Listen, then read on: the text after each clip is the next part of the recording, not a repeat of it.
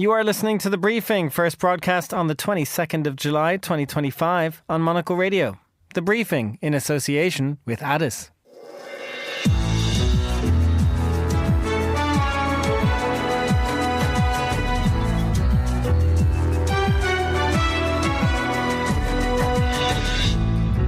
Hello and welcome to The Briefing, broadcasting live from Studio 1 here at Midori House in London. I'm Chris Chermak. Coming up on today's programme, Ukraine prepares for talks with Russia even as Volodymyr Zelensky appears to score an own goal with a crackdown on anti-corruption agencies. After that, the fallout of Japan's upper house election that saw the ruling party lose its majority and the rise of a more nationalist strand of politics. We'll also take a look at Pyongyang's beach resort that welcomed foreign tourists for all of 2 weeks. And we'll have a wrap of European news, including the supposed Disneylandification of Montmartre in Paris. All that right here on The Briefing with me, Chris Chermak.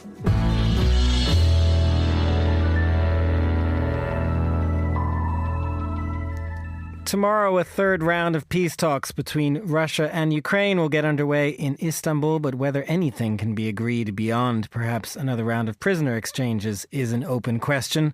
Meanwhile, much of Ukraine's focus this week has for once been less on the war and more on its own government, as Volodymyr Zelensky, the president, has launched a crackdown on 2 anti-corruption agencies that critics say these attacks are reversing Ukraine's pro-EU outlook over the past decade or so. Well, joining me now is Monocle writer and researcher Julia Lasica for more on this. And Julia, good to have you here as always. Let's start with these talks tomorrow, first of all. And I guess the key question is whether Donald Trump's sort of 50-day deadline that he imposed will put any pressure on this round.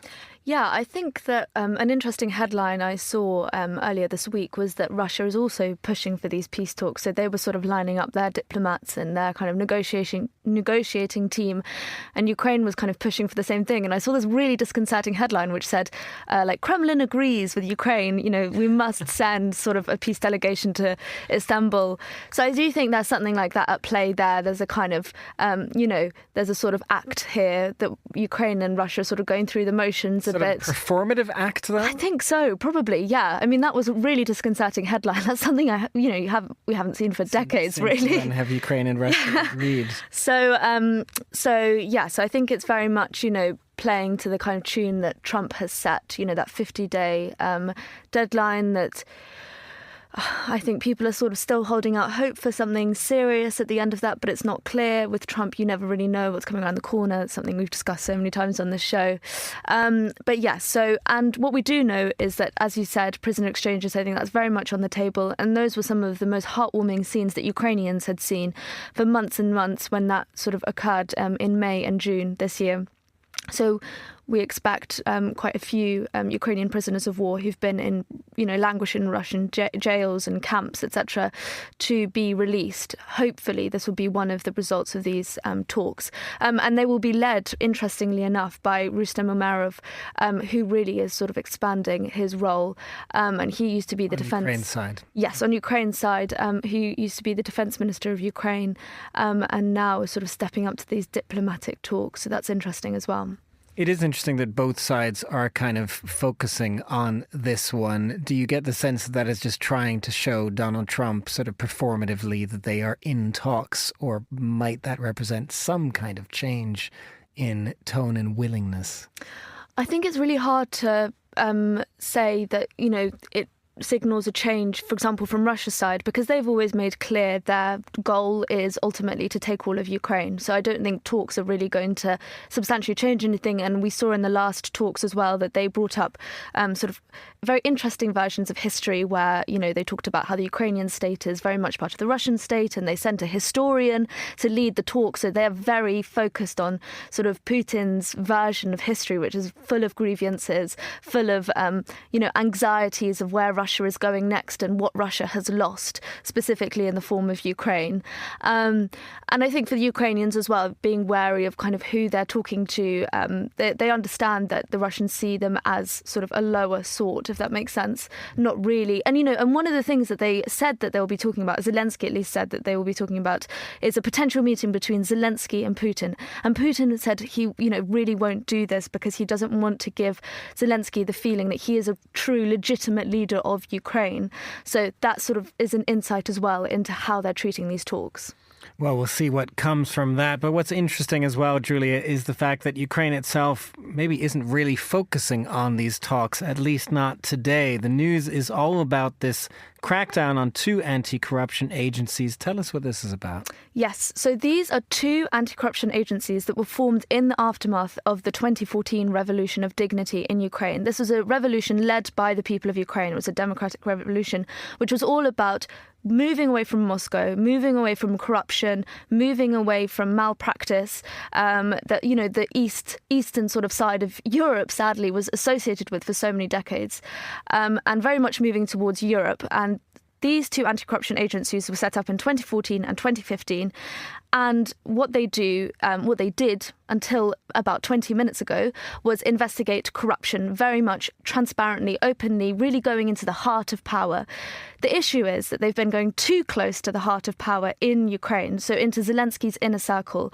We've seen investigations into the former deputy prime minister, Oleksiy Chernyshov, who was very close, or is very close to Zelensky, and several of his other aides. He used to be the the CEO of Ukraine's national gas company. We've also seen investigations by these 2 agencies into, for example, the Olha Stefanishyna, who was being proposed by Zelensky as the ambassador to Washington, the new one since the reshuffle. So they've been really going into the heart of Zelensky's sort of inner circle. And we've seen in the last few weeks different anti-corruption activists, so kind of democratic activists, they've been arrested. And yesterday there was a huge rage on both of these agencies, on their offices in Kyiv. And today, about 20 minutes ago, in Parliament, in the Ukrainian Parliament, they voted through a law with vast majority of MPs voting through this law from Zelensky's party, which effectively stripped both agencies of their power. And now this is huge news in Ukraine. Everyone is talking about this. This is a potential turning point in Ukrainian society, because what has happened really is that Zelensky has very much made clear through his party, and he's going to be signing this into law later today, is that he's consolidating power. And the European Union and the G7 ambassadors have issued a statement and said, we need to meet with the leaders of Ukraine now. This is a very serious point for Ukraine in the war. Is there a sense, do you get, whether it's in Ukraine or from its pro-European Union allies, that Zelensky, as you say here, is maybe trying to concentrate power for himself?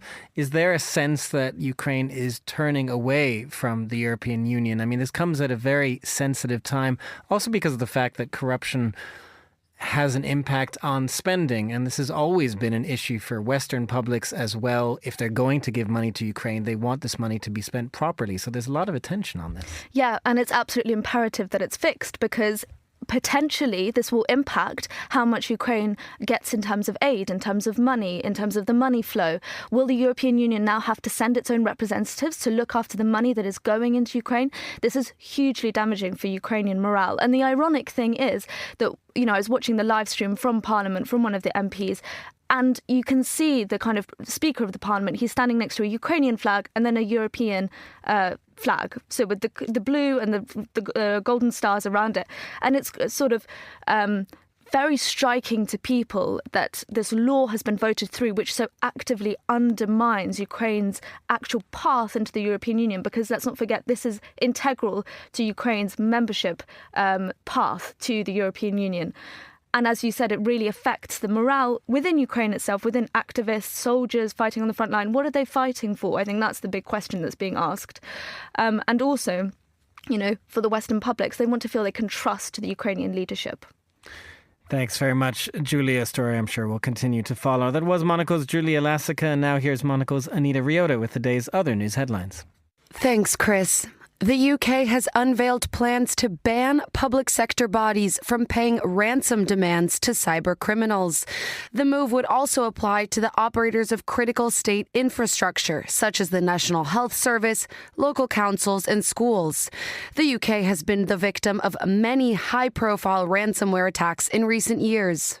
The owner of 14 car brands, including Maserati and Chrysler, has said that U.S. tariffs have already cost it €300 million. Stellantis said that since the 25% tariffs were imposed in April, it has seen a hit in trade and losses in planned production.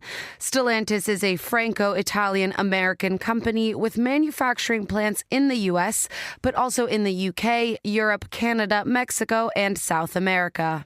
And South Korea has ended decades of transmission of TV and radio into North Korea, shutting down its psychological warfare across the airwaves. Multiple intelligence sources said the broadcasting network was suspended earlier this month, following the ceasing of cross-border loudspeaker broadcasts by both countries in June. Those are the day's headlines. Back to you, Chris. Thanks very much, Anita. To Japan now, where the government is reeling from elections over the weekend that saw it lose its majority in the upper house, and also the rise for the first time, really, of a right-wing nationalist party that aims, like so many other Western far-right parties, to put Japan first in this case. Let's get more now on this with Alessio Patalano, professor of King's College London and an expert on Asian defence. He joins us today from Singapore. Alessio, good afternoon, good evening to you over there. Let's start with how much of a surprise this result was over the weekend, not just for the lack of a majority for the ruling party, but this rise of a new sort of nationalist wing. So first of all, always delighted to be back on the platform. And so it's a surprise. I think surprise is the right word. But surprise, it sort of needs to be qualified in this context, because was it a surprise that the ruling party would receive a relatively harsh treatment at the polls this weekend? No, that wasn't.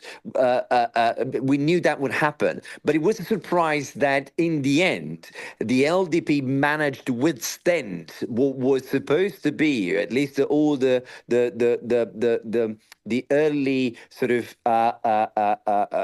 exploration of the changing landscape would have given a much harsher defeat than what it materialized. It was not a majority, but just about underneath the minimum required for retaining the majority, which is a better result. So it's a surprise, if you want, in the sense from the ruling party perspective, it was a bad day, but it was not as bad as everybody thought. And the other surprise is exactly what you said, qualifying the emergence of the Sanseito, this upstart party that has a slightly more unconventional way of doing politics by the way it reaches out to people. Interestingly enough, a breakdown of the age brackets tells us very clearly that younger parts of the Japanese population, which had become slightly more passive in voting patterns, were among the ones that supported the most some of the upstart parties, not least the Sanseito. They secured success. But of course, success, like in many other cases of similar situations in Europe, perhaps in the UK, the most similar in that sense.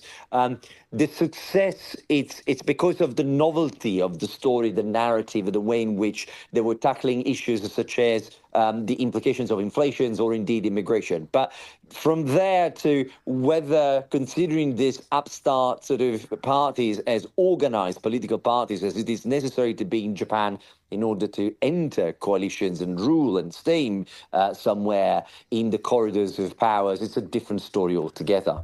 Nonetheless, even if, as you say, the ruling party didn't take as much of a hit as might have been expected, and these new parties don't necessarily have any power, what always happens also in the West, of course, is that they change the nature of the conversation, don't they? They change how politics, how issues are being discussed in a country. So I wonder what that means for Japan. What could the rise of these new parties mean for Japan's discussion, particularly on its kind of defense posture and foreign policy for our international audience? So that's a very interesting point that you're making, because if you look into the details of where parties like Sensata had the most to gain in the political conversation at the national level, defense was a relatively muted argument. And in fairness, it's not an argument they talked a lot about. But certainly, it doesn't seem, sort of on the surface of things, you don't really have a perception that they have positions on defense, foreign policy, security that fundamentally are in opposition to where the main parties, and in particular the ruling coalition, is. So when Komeito understood that a lot of the possibility of the government to push things through will rest on their decision-making. So what you will certainly see is Sensata now starting to peel off the surface of the main issues, leading with immigration and the stagnation of the economy. Alessio Patalano of King's College London, currently in Singapore. Thank you very much for joining us. You're listening to The Briefing on Monocle Radio.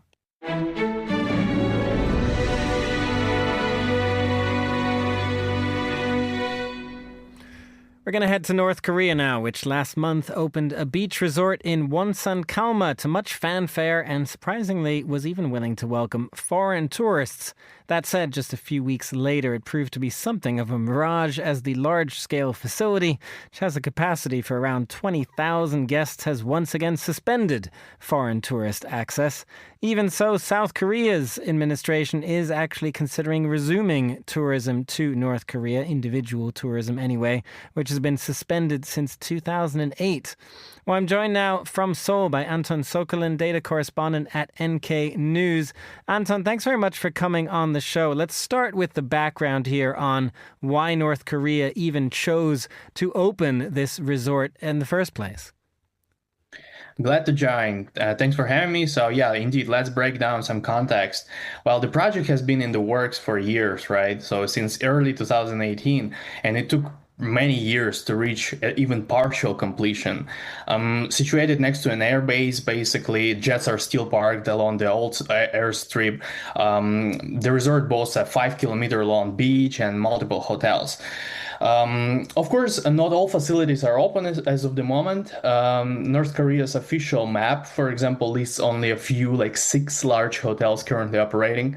The opening also comes shortly before the country practically, well, let's say, shunned foreign tourists, making an exception only for Russians. And the first Russian tourists arrived to the Wonsan Kalma resort area only last week, which coincided with Foreign Minister Sergei Lavrov's visit as well. To remind our listeners, Lavrov met his counterpart Choi Son-hee, foreign minister, and Kim Jong-un, and he met actually Kim Jong-un on aboard what appears to be Kim's Princess Yacht. So, of course, Lavrov's visit, the arrival of Russian tourists is all of symbolic significance, and it is quite notable. But if we're referring to who exactly actually was there, I would probably, if you want me to dive into that, we could discuss that as well. Well, we can talk a little about who was there, because I am curious when you talk about some of these Russians who did visit. It was small numbers, and nonetheless, North Korea has now once again suspended foreign tourist access. So tell us maybe if there's a link there. How many people visited, and why was the access so quickly suspended again?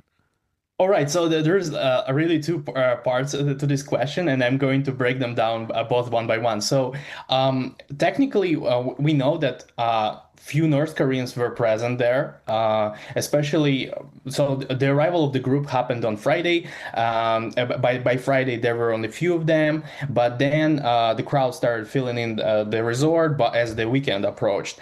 And basically, this is corroborated by satellite images showing multiple buses arriving, so there were clearly some North Korean tourists there.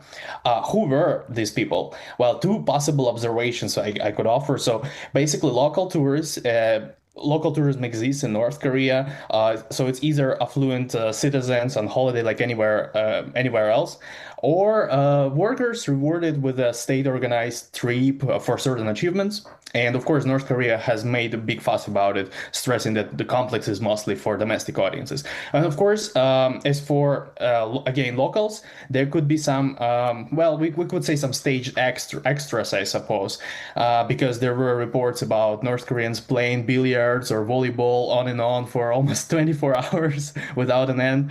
And some of them even reportedly spoke better Russian than hotel staff. Speaking about foreigners now, that's the second part of the question. That is more interesting.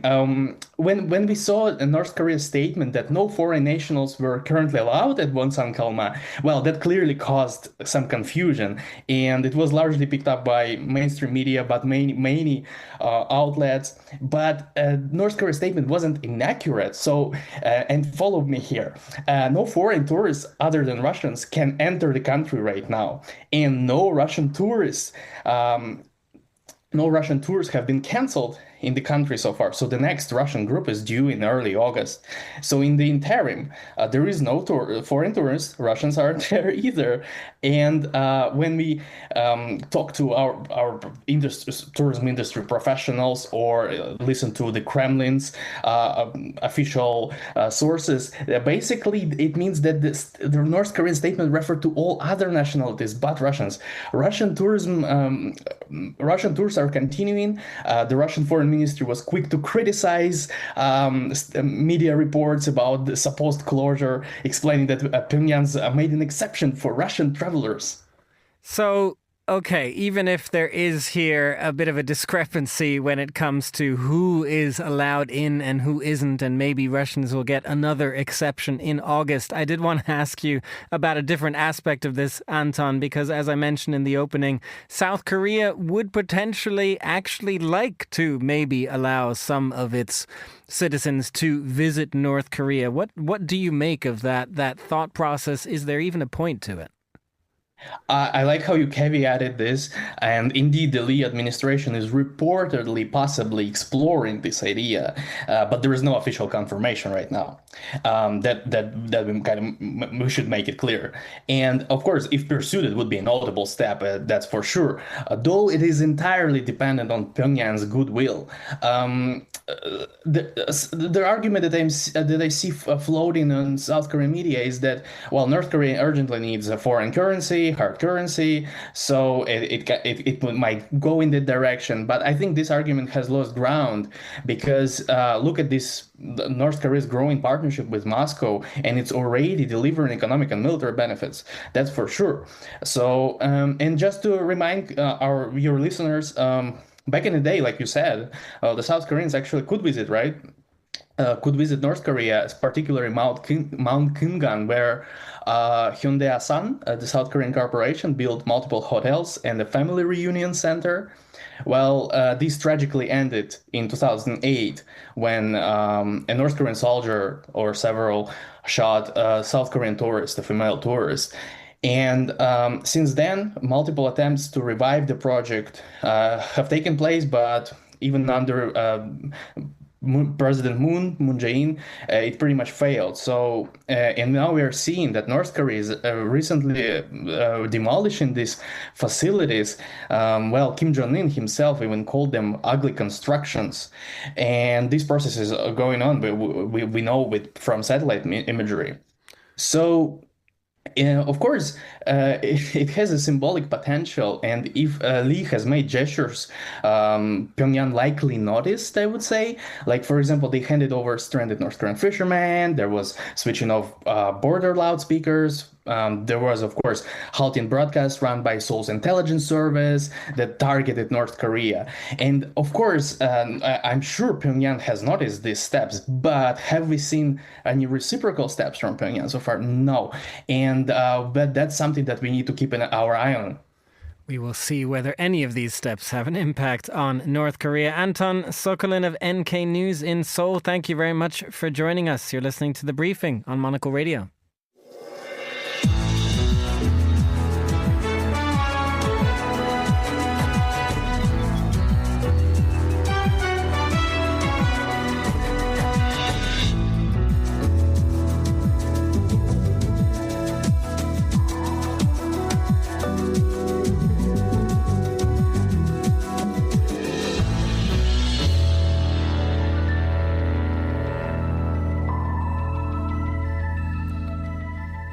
You are back with the briefing, and finally on today's show, a roundup of European news with our own Europe editor-at-large, Ed Stalker, who joins us now from Milan. Ed, always good to have you on the show. We're not going to look at Milan to start with, I understand, today. We did start with this last week, and I understand there's news out of Spain, which has really just actually been breaking, related to the declassification of a whole bunch of files on Franco's dictatorship. Tell us about that. Yeah, indeed, Chris. I've just been watching the news conference that's been taking place at Felix Bolaños, one of the government ministers, just finished speaking a few minutes ago. And you're right, this is the Official Secrets Law, this law that dates back to 1968, to the dictatorship of Franco. Basically, in Spain today, all this information relating back to the dictatorship is still classified. The laws have not been amended. There was a little amendment in 1978, but they haven't been amended since then. So there's still so much from the past that's not known. Revealing of official secrets is a penal issue. You go to prison for it still. There's been an attempt to amend this before, but it has never happened. The government of Pedro Sanchez has introduced and approved this draft law today, which Felix Bolaños, as I said earlier, was talking about. And this would be a huge deal for Spain. It needs to be added that, of course, it still needs to go through a parliamentary process. But if it does go through, it would lead to a declassification of all these secret files from the dictatorship and the transition to democracy afterwards, and establish all these other rules for automatic declassification that currently don't exist at all, Chris. Ed, I mean, it's always hard, of course, given that these things are not declassified at the moment, to say, but I'm curious whether we have any sense of what people will be looking for in these documents. Will it be sort of political prisoners and people who are disappeared at the time? What kind of information will families, victims, other people be looking for out of this? Well, I think, Chris, first of all, it needs to be noted, it's going to be so much information to start off with. But obviously, we don't know the exact contents, but we do know, as I said, that everything from that period is currently classified. So there's going to be a huge amount of data. We're going to see, again, if this passes, we're going to see so much revealed. And of course, a large amount is going to be focused on human rights violations, as you would expect. I think also, just on a slightly side note, Spain has been criticized in the past from the European Union for not sort of getting into line. The fact that there's still so much opaqueness in the way it treats secret information. This new law, if it's passed, would establish set limits for information being declassified from 60 years through to just a few years, depending on the level. This would bring Spain into line with the EU and also NATO nations. So it's a big potential step. And of course, in terms of the contents, as we said, it could lead to a lot of stories and us really understanding more from that dark period in Spain's recent history, Chris. Well, Ed, before we let you go, it wouldn't be a European roundup without a story at the moment about some European nation complaining about over-tourism. We're going to look at Montmartre in Paris. Good little pronunciation there, Chris. I'm impressed. Yes, indeed, we are going to look at the neighbourhood of Montmartre, which, of course, has long been extremely touristy. Sacré-Cœur is there. Actually, the most visited monument in France, ahead of the Eiffel Tower, you may be surprised to hear. Last year, 11 million visitors went to that monument. There's a story in Le Monde which is interesting to pick up on, reported elsewhere, of course, about just really the sheer number of people who are visiting this very picturesque neighborhood full of windmills and street painters, little hidden gardens. But there's been a rumble core of discontent. It's not the first place to feel that. We've seen it in places like Venice and Florence here in Italy and elsewhere. There are 27,000 residents there, and there's a feeling from a lot of them that there's just so many more tourists that a lot of shops are shutting and being replaced by sort of tackier, if you like, tourism places, that car spaces are being lost. Some people may think that's a good thing. Some signs have been appearing on windows, people saying, forgotten inhabitants, let the people from Montmartre live.